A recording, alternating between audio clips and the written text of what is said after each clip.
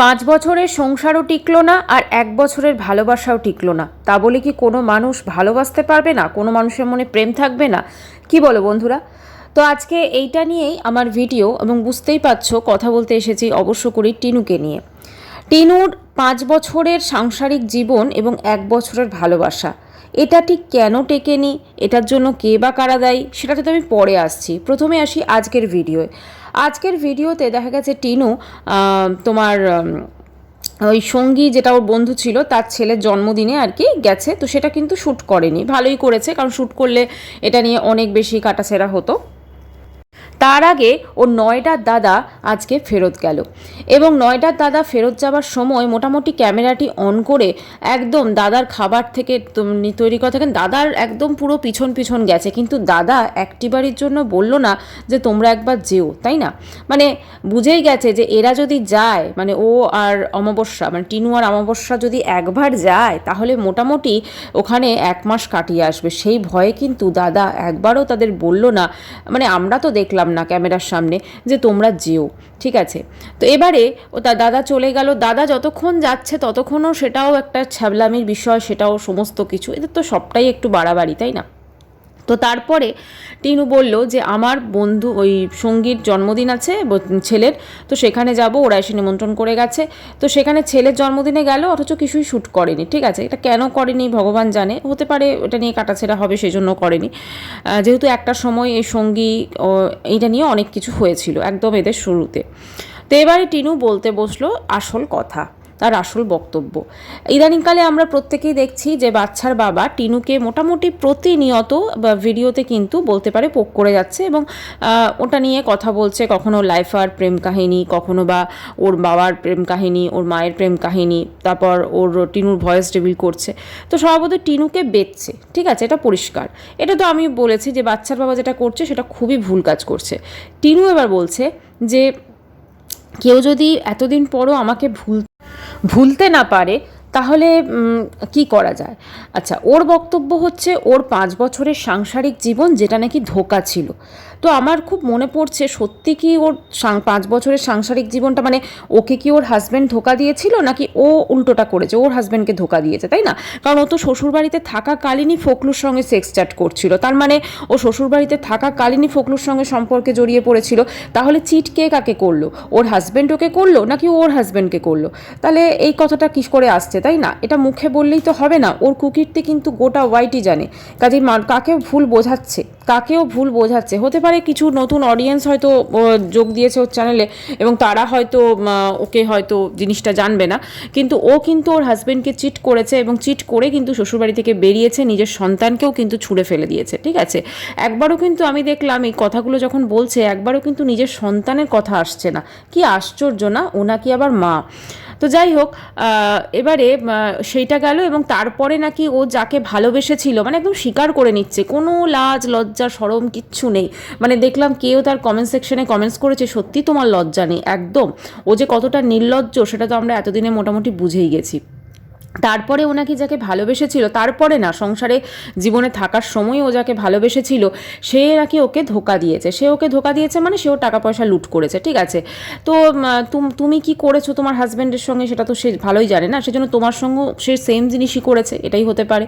তো এখানে কিন্তু মেন যে দোষী সে কিন্তু অবশ্য করে টিনু। ও হয়তো মানে ওর হাজব্যান্ডের ঘাড়ে তারপর অন্যকে দোষারোপ করছে, কিন্তু সব থেকে কিন্তু বেশি দোষী কিন্তু ও কিন্তু ওর সন্তানকে ছেড়ে পালিয়ে এসছে, সেটা কিন্তু কোনোভাবে অস্বীকার করা যাবে না, তাই না? আজকে নিজে মুখে বলছে প্রায় 3.5 বছর হয়ে গেল। মনে হয় না 3.5 বছর এখনো হয়েছে, 2 বছরের ওপর কিছুটা সময় হয়েছে। কারণ কাউন্টিংও ভুল সত্যি। মানে কি যে মানে নিজেকে মনে করে, তাই ভাবি। সামান্য ব্লগিং করছে, ওর যেহেতু কেচ্ছা আছে বলেই ওর ব্লগটা মানুষ দেখতে যায়, আদারওয়াইজ ওর মতো মেয়ের ব্লগ কেউই দেখতে যাবে না, কারণ ওর ব্লগে কিন্তু কিছুই থাকে না। তো এবারে কথা হচ্ছে যে নিজের সন্তানকেও কিন্তু কখনো মানে একবারও বললো না যে আমি এতদিন আমার সন্তানটাকে দেখিনি। সন্তানকে নিয়ে তো কোনো কথা বলতে শুনি না, তাই না? সন্তানের জন্য কি কোনোই কিছু নেই? একদমই শুনি না সন্তানের জন্য কোনো কিছু বলতে। এই যে সঙ্গীত ছেলের মানে জন্মদিনে গেছে, ওখানে গিয়ে কেউ নিজের ছেলের কথা মনে পড়েনি? মনে পড়েছে তো নিশ্চয়ই না। আজকে ওর ছেলেটাও তো ওরকম জন্মদিনও করতে পারতো, সেখানে থাকতে পারতো, কিন্তু না, ওইসব কিন্তু কোনো কিছুই ওর মনে পড়েনি। আচ্ছা, এবারে যে কথাটা বলার সেটা হচ্ছে যে এই যে টিনু হাজব্যান্ড টিনুকে প্রতিনিয়ত এখনও পোক করে করে ভিডিও করছে, অবশ্যই ভিউজের জন্য করছে। দেখো এরা যা কিছু করছে ভিউজের জন্য করছে। এদের যে কেচ্ছা কাহিনী, এটা দেখো গত 2 বছরের ওপর সময় অতিক্রান্ত, কিন্তু এদের কেচ্ছা কাহিনী কিন্তু চলেই যাচ্ছে চলেই যাচ্ছে চলেই যাচ্ছে। এটা কিন্তু কখনো শেষ হচ্ছে না, মানে শেষ হওয়ার যে একটা ব্যাপার সেটা কিন্তু আমরা দেখছি না। ম্যান্ডির কেচ্ছা কাহিনী শুরু হয়েছিল, শেষ হয়েছিল, মানে অনেকেরই শুরু হয় আবার শেষ হয়ে যায়, কিন্তু এদের দেখো চলছে তো চলছেই, চলছে তো চলছেই। এখানে কিন্তু কেউ শেষ করছে না। মানে বাচ্চার বাবা ধরো এতদিন হয়ে গেছে, তারপরেও কিন্তু এই লাইফ আর প্রেম কাহিনী, এই ওর শ্বশুরের প্রেম কাহিনী, শ্বশুরের বিধবা বউ, ওর মায়ের পরকীয়া, এই সবগুলো নিয়ে কিন্তু কথা বলছে। মানছি ওর মনের মধ্যে হয়তো রাগ আছে বা যা কিছু, কিন্তু তারপরে সেইটাকে এইভাবে সোশ্যাল মিডিয়াতে মানে কেন বলছে, তাই না? এটাতে তো কোথাও না কোথাও টিনুকেই ইম্পর্টেন্স দেওয়া হচ্ছে। হ্যাঁ, অবশ্যই ওর ভিউজটা কিছুটা বাড়ছে, এবং এই ভিডিওগুলো যখন ও ছেলে দেখবে বড় হয়ে, অবশ্যই ছোট থেকে ছেলে দেখছে বাড়িতে এরকম ভিডিও শ্যুট হচ্ছে, তাহলে সেও তো বড় হয়ে এই ভিডিওগুলো কখনো না কখনো তার সামনে আসবে না? তো তখন তার মনের মধ্যে কি হবে, নাকি তখন এই ভিডিওগুলো ডিলিট করে দেবে, কারণ তখন আর্নিংটা হয়ে যাবে, তাই না? আসলে কি জানেন তো, এইসব কেচ্ছা কাহিনী যখন ও বলছে, এটা দুপক্ষের কথাই আমি বলছি, এদেরকে না খুব একটা প্রায়োরিটি দেওয়া কখনোই উচিত না। এই যে আজকে টিনু বড় বড় কথা বলছে, সত্যি কি ওর এই বড় বড় কথাগুলো বলা ওর মুখে সাজে? ও যে আজকে দেখলাম অনেকেই কমেন্ট সেকশনে একজন দুজন দেখলাম বলছে, বা হেভি দিয়েছো হেভি দিয়েছো হেভি দিয়েছো। কি হেভি দিয়েছে? কি হেভি দিয়েছে? ওর যা কর্মকাণ্ড থেকেছে, ও নিজে মুখে স্বীকার করে নিল আজকে যে ও একটা পরকীয়ায় লিপ্ত ছিল, নিজে মুখে আজকে স্বীকার করে নিল, তাই না?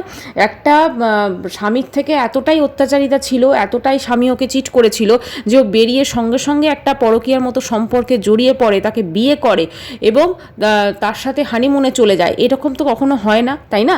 যদি কারোর হাজব্যান্ড কাউকে চিটও করে, আমার মনে হয় না সে এত তাড়াতাড়ি কোনো একটা সম্পর্কে জড়িয়ে পড়তে পারে, কারণ এ তো সম্পর্কে থাকাকালীনই পরকীয়া শুরু করে দিয়েছিল, বিবাহিত সম্পর্কে থাকাকালীনই।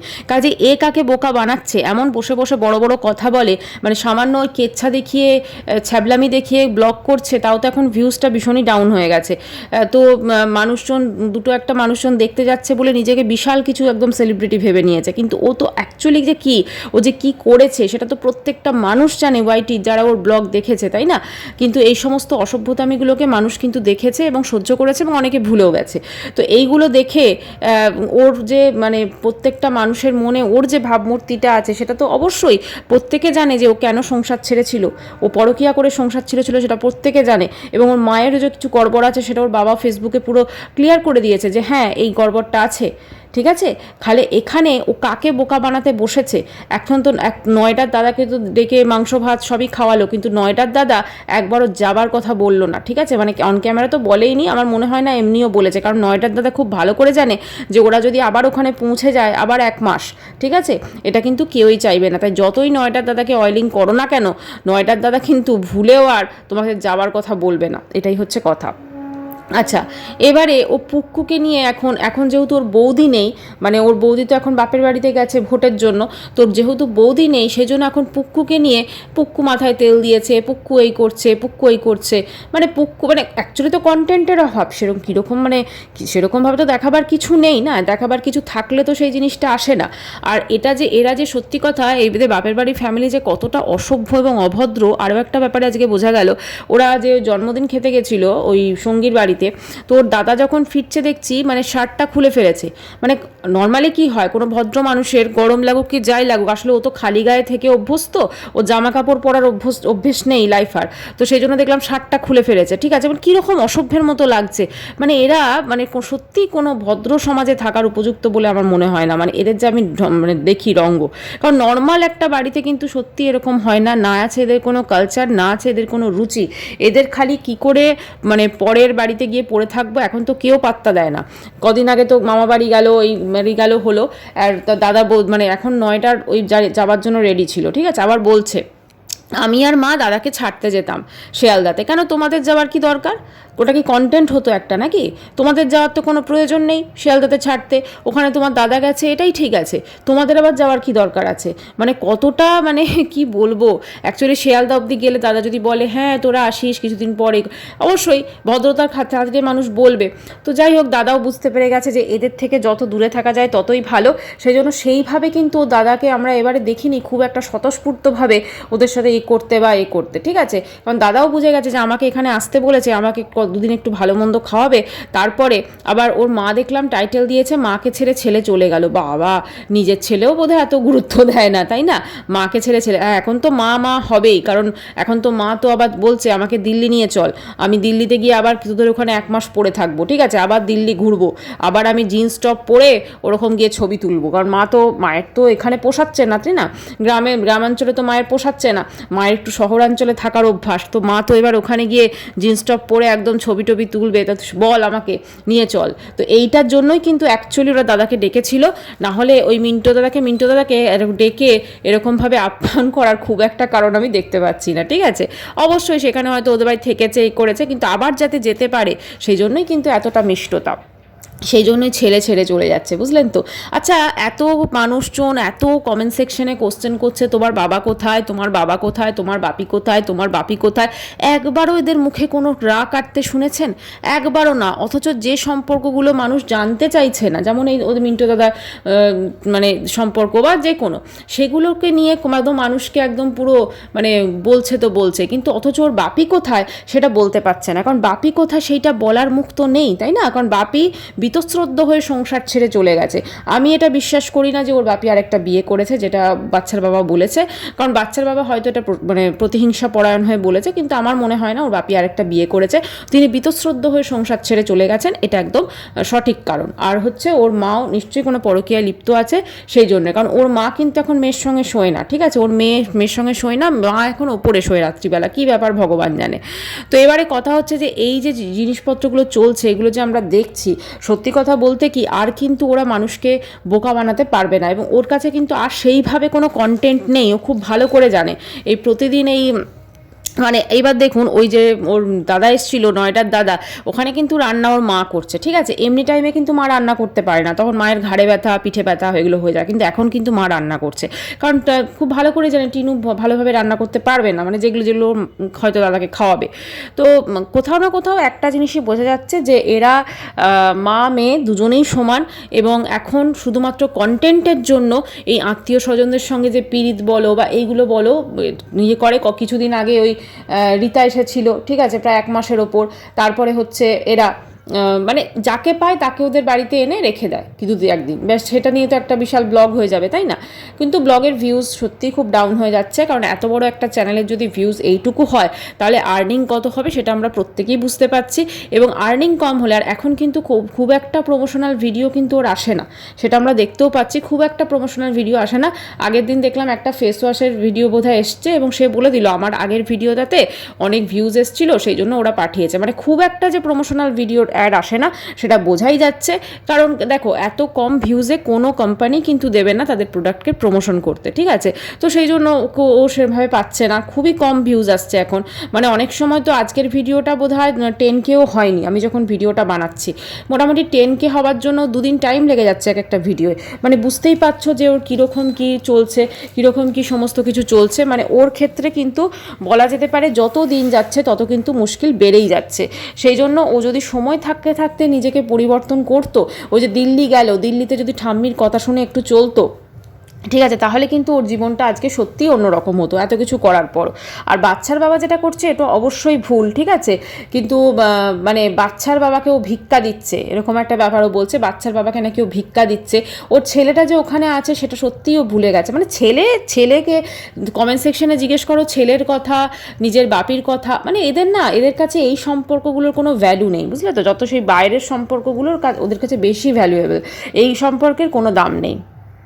আজকেও যেটা বলেছে যে ও কিনলো জমি আর ডলার কামাচ্ছে অন্য কেউ, হ্যাঁ ডলার কামাচ্ছে ওর হাজব্যান্ড তো জমি কেনা নিয়ে বোধহয় সেরকম কোনো সমালোচনা করেনি, হ্যাঁ জমি কেনার পর থেকে সে ওগুলোকে নিয়ে করছে, ঠিক আছে, ও বেড়ে গেছে একটুখানি, মানে ও জমি কিনেছে ওটাতে অবশ্যই ওর একটা হয়তো প্রতিহিংসা বা যে কোনো কারণে ওটা বেড়ে গেছে, ডলার কামাচ্ছে অন্য কেউ, আর বলছে আমি নিজে টাকা পয়সা খরচ করে আজকে জমি কিনলাম। হ্যাঁ, ও যে আজকে ওয়াইটিতে ভিডিও করে এটাও কিন্তু ওর শ্বশুরবাড়ির তরফ থেকে প্রাপ্ত, তাই না? কারণ ওর শ্বশুরবাড়ির তরফে ওর বড় ননদ হচ্ছে সবথেকে বড় একজন ব্লগার, আমরা খুব ভালো করেই জানি।